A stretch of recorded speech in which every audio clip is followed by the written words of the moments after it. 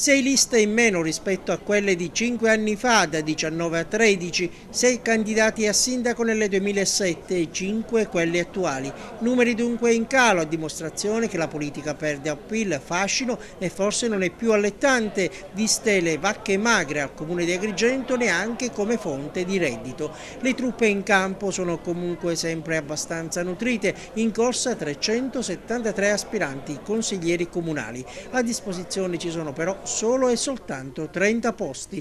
Degli uscenti c'è chi ha preferito tirare i remi in barca, come il presidente del Consiglio Francesco Alfano, cugino del segretario nazionale del PDL, come Carmelo Callari, anche lui del Popolo della Libertà, come la finiana Maria Piavita ed ancora Carmela Vaiana, Giuseppe Raccuia, Elisa Virone e ovviamente Giuseppe Arnone, che si candida solo per la carica di sindaco, mentre nell'UDC troviamo Giuseppe Miccichè, che ha lasciato il FLI, e Giuseppe De Francisci, che ha lasciato l'MPA. Ecco ora alcuni degli uscenti pronti alla sfida elettorale per tornare nell'Aula Sollano. Ci riprovo perché sono stati per me 5 anni di opposizione costruttiva, ritengo di avere fatto il massimo, naturalmente con proposte, però in una posizione di opposizione.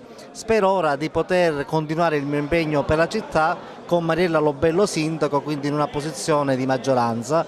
Io sono affidato ai cittadini di Agrigento, conoscono le mie battaglie, quelle sull'acqua che hanno avuto un grande successo, il mio contributo costante nel portare avanti la solidarietà sociale, l'aiuto soprattutto nei confronti degli indigenti e degli anziani e l'impegno ultimo nei confronti del piano regolatore generale con la richiesta di commissariamento per fare le prescrizioni esecutive. Io ci riprovo e spero di essere nuovamente fra i 30 eletti.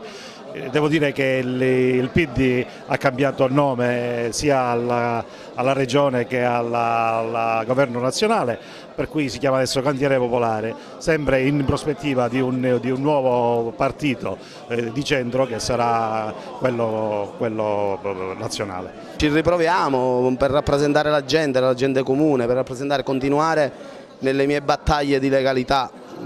Fino a ieri ne ho presentato un altro atto ispettivo.